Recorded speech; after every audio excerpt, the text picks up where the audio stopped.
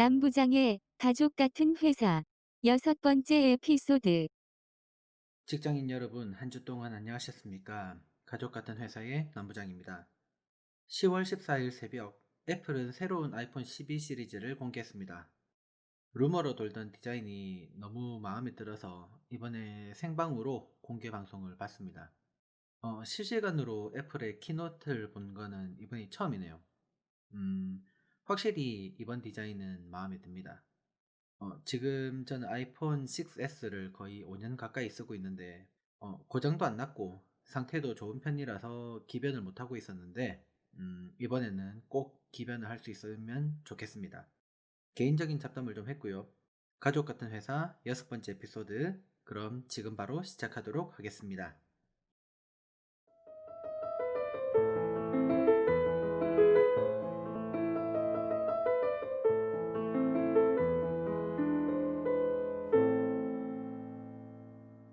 가족 같은 회사.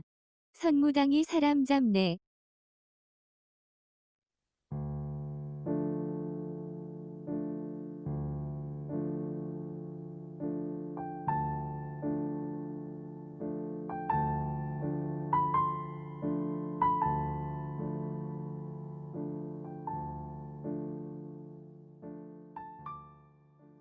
우리 회사 부장은 대체 왜 이러는 걸까요? 뭘 하려면 제대로 하든가, 아니면 다른 직원들 말을 좀 듣던가, 둘 중 하나는 해야 하는데 아무것도 못하면서 고집만 피우고 사장한테 가서 정치질만 하고 있어서 직원들 전부 힘들어 죽으려고 합니다. 부장의 근본 없는 업무 방식 때문에 안 그래도 힘든 일이 더 힘들어지고 있습니다. 저희 회사는 배관자재를 수입해서 국내에 판매하는 작은 업체입니다. 회사가 작기도 하고 취급하는 물품의 종류가 그리 다양한 편도 아니어서 자재 관리에 예전부터 좀 소홀했었습니다. 자재 관리를 엑셀로만 하고 있었는데 그마저도 좀 부실해서 전체 수량만 표시가 되고 언제 어떤 물품이 얼마나 입출고가 되었는지는 알 수가 없었습니다. 그래서 좀 바쁜 시기가 지나가면 파일상의 재고와 실재고가 맞지 않는 일이 자주 발생을 했고요. 그렇다고 해서 당장 전문 프로그램을 써야 할 정도는 아니라는 판단을 하게 되어 엑셀 프로그램을 다시 짜고 동시에 현장의 실제 재고도 전부 새로 파악하고 정리를 하기로 했습니다.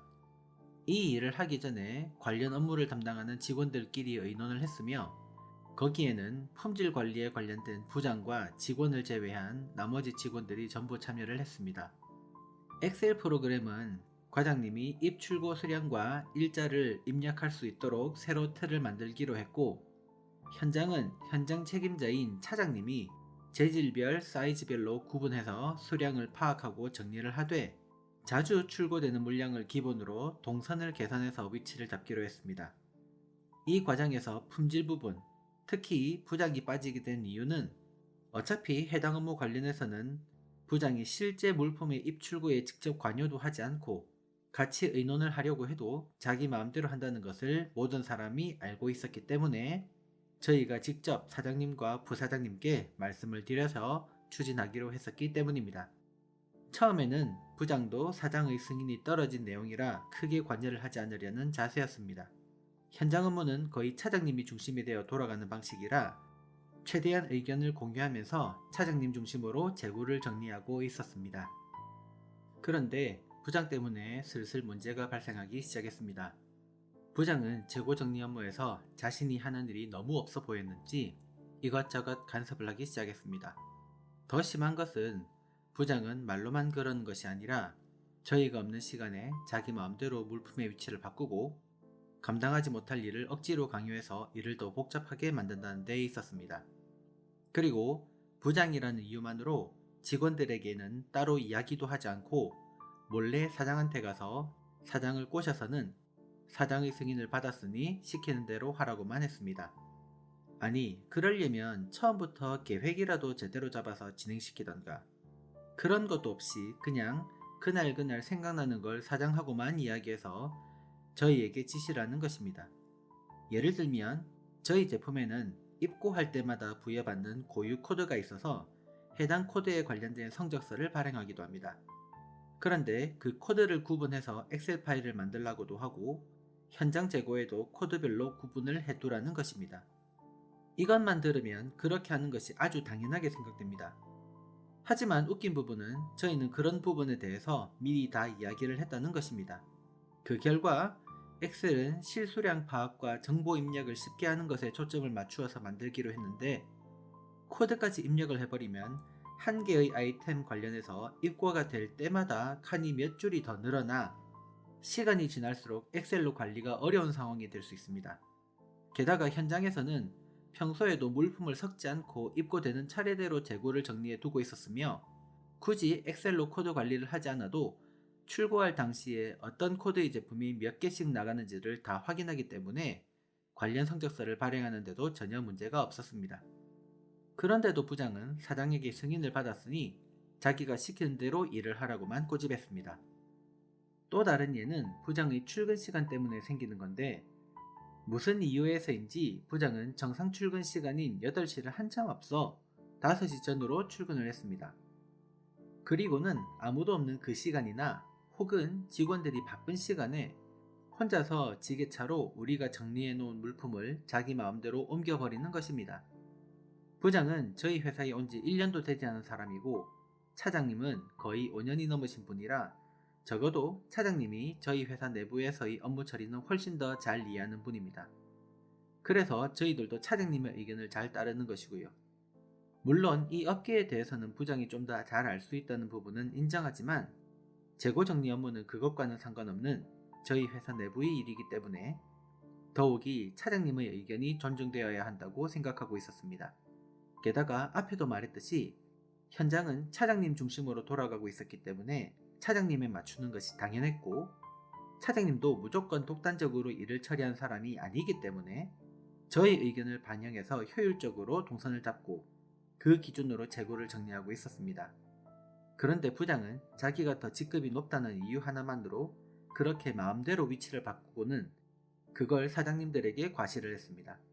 자기가 이렇게 열심히 회사를 위해 일하고 있다면서. 사장님도 답답한 게, 저희가 이렇게 하겠습니다 라고 말씀드려서 그러라고 하셨으면 그걸 할 수 있게 해주셔야 하는데, 부장이 가서 또 몇 마디를 하면 계획을 바꾸어 버리기 일쑤였습니다. 한번 승인을 했으면 큰 문제가 없는 한 그 승인을 유지해줘야 하는데, 몇 마디 듣고는 계획을 바꾸어 버리니 현장에 있는 사람들은 더 일을 하기가 어려운 것입니다. 그렇게 처음에 정해진 계획을 틀어버리고 하고 싶은 대로 할 것 같으면 애초에 계획을 제대로 잡아서 직원들 덜 힘들게나 하지. 그냥 있다가 생각나는 것이 있으면 사장을 꼬셔서 계획을 틀어버리니 어떤 일을 진행하다가도 부장 한마디로 일을 처음부터 다시 해야 하는 경우가 계속 생기는 것입니다. 그래서 원래 계획했던 일정보다 일이 더 늦어지고 정리도 생각만큼 깔끔하게 되지 못해서 현장 업무는 그렇게 확 좋아지지 못했습니다. 그리고 사장님 눈에도 크게 좋아진 부분이 없으니 현장에 불만을 가지게 되었고, 부장은 그 책임에는 나 몰라라 하고 있는 상태입니다. 몇 가지 특정 물품은 차장님이 별도로 빼놓았는데 그것도 부장이 옮겨놓고서는 기억도 못해서 찾는데 한참이 걸리기도 했습니다. 물론 그 와중에 그걸 찾던 사장님은 차장님을 나무랐습니다. 정말 부장 때문에 일이 제대로 되는 것이 없습니다. 오죽하면 어떤 일은 부장이 보기 전에 빨리 처리를 하려고 하기도 합니다. 처리하는 중에 부장이 보면 또 이상한 방향으로 업무를 틀어버려서 제발 현장에 나오지 않기를 직원들은 바라고 있을 지경입니다. 그런 부장의 독단을 사장님은 알면서도 그냥 두고 있습니다. 부사장님은 그래도 조금 현장에 있는 직원들의 이야기를 듣고 문제가 있는 것을 알고 있습니다. 그런데 사장님은 원래 귀가 좀 얇은 편인데 그래서 그런지 부장의 말에 너무 쉽게 현혹이 됩니다. 그리고 이 업종에 좀 오래 있었던 다른 과장이 들은 바, 그 부장은 이전의 두 회사에서 다른 직원들과의 마찰로 인해 사직을 당했다고 합니다. 거기서도 직원들이 그 부장과는 도저히 일을 못하겠다고 사장에게 직접 찾아가기도 했다고 하더군요. 그리 멀지 않은 회사라 소문을 저희 사장님도 들은 걸로 알고 있는데 왜 뽑았는지도 사실 이해가 잘 안 갑니다. 물론 부장을 채용한 데는 어떤 계획이 있긴 있었지만 결과는 기대 이하입니다. 그 계획은 제대로 실천도 못하는 상황에서 대부분의 시간을 사무실에만 있는 부장 때문에 직원들만 더 고생하는 중입니다. 자, 사연은 여기까지입니다.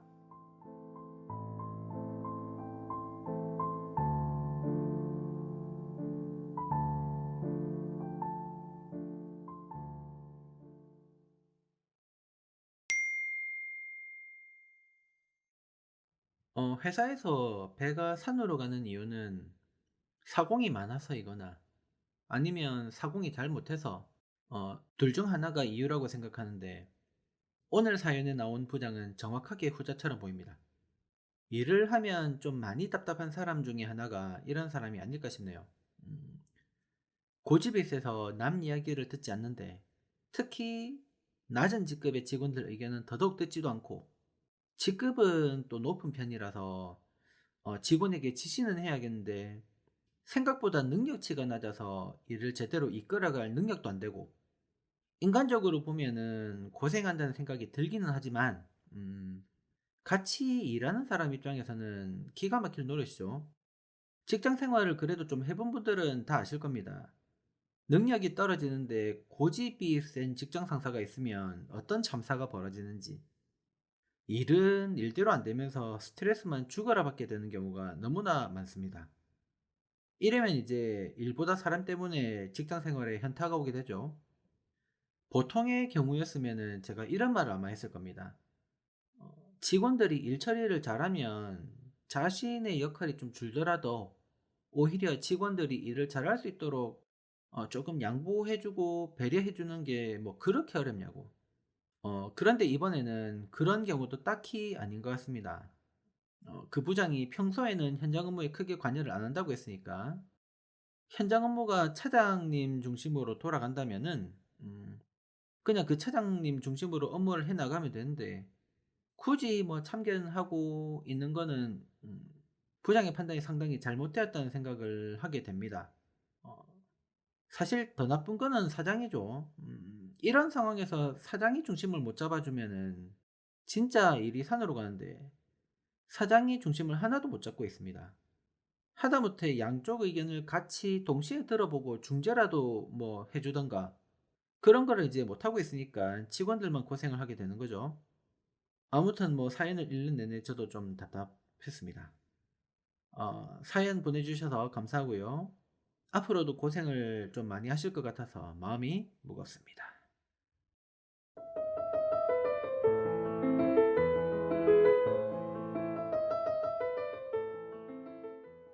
가족 같은 회사는 청취자 여러분이 직장에서 만나는 다양한 사람들과 겪은 모든 종류의 사연을 주제와 길이에 상관없이 환영합니다.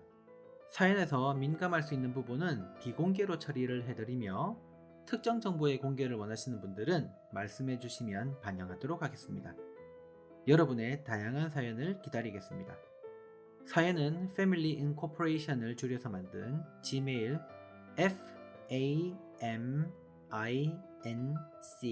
숫자 22 골뱅이 gmail.com FAMINC22 골뱅이 gmail.com으로 보내주시고요. 메일 제목에는 가족 같은 회사 혹은 가족이라는 말을 꼭 적어주시길 바랍니다. 사연에 채택되신 분께는 스타벅스 커피 교환권 2장을 보내드립니다. 가족 같은 회사는 팟캐스트 및 팟빵, 유튜브를 통해 청취하실 수 있고요. 매주 금요일 오후 업데이트가 됩니다. 가족 같은 회사 오늘 방송은 여기까지입니다. 날이 점점 쌀쌀해지고 있습니다. 개인 건강관리 계속 잘 하시고요. 건강한 모습으로 다음 주에 다시 찾아뵙겠습니다. 청취해주셔서 감사합니다. 안녕히 계세요.